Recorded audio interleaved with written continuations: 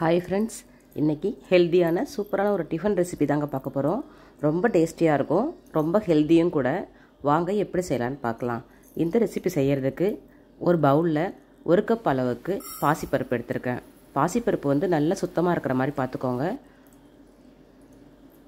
இப்போ அளந்து எடுத்துக்கிட்டு இதை நல்லா வாஷ் பண்ணிட்டு வந்துடலாம். 2-3 தண்ணி விட்டு நல்லா வாஷ் பண்ணிவிடுங்க. இன்றைக்கி இந்த பாசிப்பருப்போடு நம்ம எதுவுமே சேர்க்க போகிறது இல்லைங்க. அதாவது அரிசியோ இல்லை வேறு ஏதாவது பருப்பு வகைகளோ எதுவுமே நம்ம சேர்க்க போகிறதில்ல. வெறும் பாசிப்பருப்பு மட்டுமே வச்சு இந்த ரெசிபி செய்ய போகிறோங்க. இப்போ நல்லா வாஷ் பண்ணிவிட்டு நிறைய தண்ணி ஊற்றி ஒரு 3 மணி நேரத்துக்கு நல்லா ஊற வச்சுருங்க. நல்லா ஊறி வரட்டுங்க. பாருங்கள், நல்லா ஊறி உபரியாயிருக்கு. இந்த அளவுக்கு ஊறி வந்தால் போதுங்க.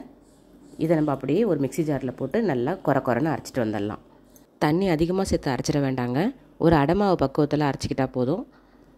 இப்போது எல்லாத்தையும் நம்ம மிக்ஸி ஜாரில் போட்டுட்டு கூடவே 2 துண்டு இஞ்சி, 3 பச்சை மிளகா, 4 பல்லு பூண்டு போட்டு நல்லா அரைச்சிக்கலாம். இந்த அளவுக்கு அரைச்சிக்கிட்டா போதுங்க. பாருங்கள், இந்த அளவு கொரப்பாக இருந்தாவே இந்த ரெசிபி சூப்பராக இருக்கும். இதை அப்படியே ஒரு மிக்சிங் பவுலுக்கு மாற்றிக்கலாம். இப்போது இதுக்கு தேவையான பொருள்கள்லாம் சேர்த்துடலாம். நான் வந்து கொஞ்சம் காய்கறியெல்லாம் கட் பண்ணி வச்சுருக்குறேங்க. உங்களுக்கு பிடிச்ச காய்கறி என்னென்ன இருக்கோ அதெல்லாம் நீங்கள் இதை மாதிரி கட் பண்ணி வச்சுக்கிட்டு இந்த மாவோடு சேர்த்து செஞ்சு பாருங்கள், ரொம்பவே நல்லாயிருக்கும். இப்போ இது எல்லாத்தையுமே அதோடு சேர்த்து மிக்ஸ் பண்ணிக்கலாம். நல்லா குட்டி குட்டியாக கட் பண்ணிக்கோங்க.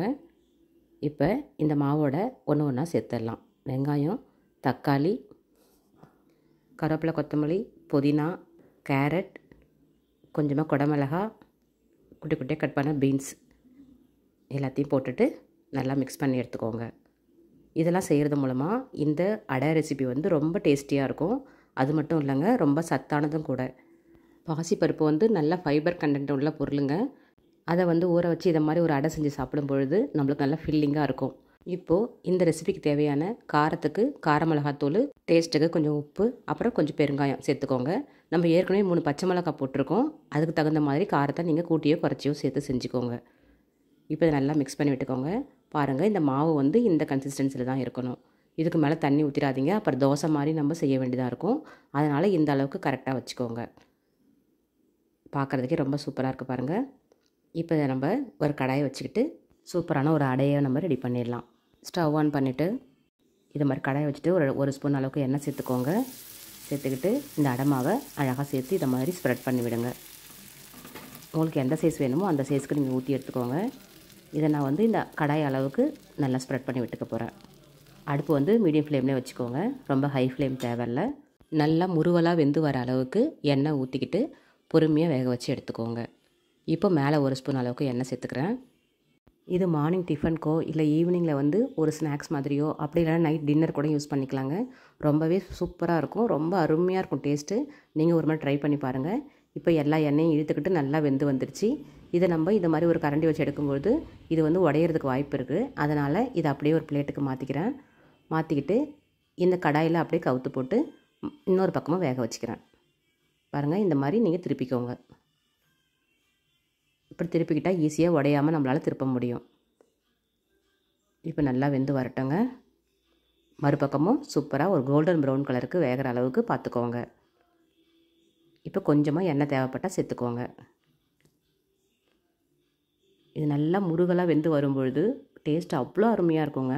அந்த ஓரங்கள்லாம் நல்லா கிறிஸ்பியாக சூப்பராக இருக்கும். இது வந்து அரிசிலாம் சேர்க்காம வெறும் பாசிப்பருப்பு மட்டும் நம்ம சேர்த்துருக்குறோங்க. இது ரொம்ப சாஃப்டாகவே இருக்கும்.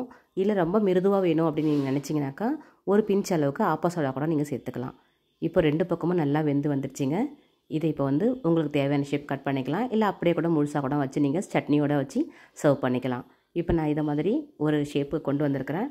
பாருங்கள், எவ்வளோ அழகாக வெந்து வந்திருக்கு. மேலே வந்து அந்த கிறிஸ்பினஸ் சூப்பராக தெரியுது பாருங்கள். உள்ளேயும் மாவு, அந்த வெஜ்ஜஸ் எல்லாமே சூப்பராக வெந்து வந்திருக்கு. பார்க்குறதுக்கு ரொம்ப கலர்ஃபுல்லாக அழகாக இருக்குது பாருங்கள். டேஸ்ட்டும் அவ்வளோ அருமையாக இருக்கும். நீங்களும் ஒரு மாதிரி ட்ரை பண்ணி பாருங்கள். இதில் வந்து ப்ரோட்டீன், ஃபைபர்லாம் இருக்கிறதுனால டயபெட்டிக் பேஷண்ட்டுக்கெலாம் ரொம்ப யூஸ்ஃபுல்லாக இருக்குங்க இந்த ரெசிபி. நீங்கள் ட்ரை பண்ணி கொடுத்து பாருங்கள், ரொம்பவே நல்லாயிருக்கும்.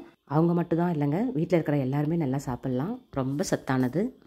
இந்த அடையோட நம்ம வந்து ஒயிட் சட்னி இல்லை ரெட் சட்னி அப்படின்னா க்ரீன் சட்னி எது வேணாலும் வச்சு சாப்பிட்லாம். இல்லை வெறுமனே சாப்பிட்டீங்கன்னா கூட அவ்வளோ அருமையாக இருக்குங்க. நீங்களும் ஒரு மாதிரி ட்ரை பண்ணி பாருங்கள். இந்த வீடியோ உங்களுக்கு பிடிச்சிருந்துன்னா லைக் பண்ணுங்கள், ஷேர் பண்ணுங்கள், கமெண்ட் பண்ணுங்கள். மறக்காமல் சப்ஸ்கிரைப் பண்ணாதவங்க சப்ஸ்கிரைப் பண்ணி சப்போர்ட் பண்ணுங்கள். இந்த மாதிரி சிம்பிள் ரெசிபிஸ்லாம் வேணும்னா குப்பஸ் கவர் சேனல் சப்ஸ்கிரைப் பண்ணி வச்சுக்கோங்க. தேங்க்யூ.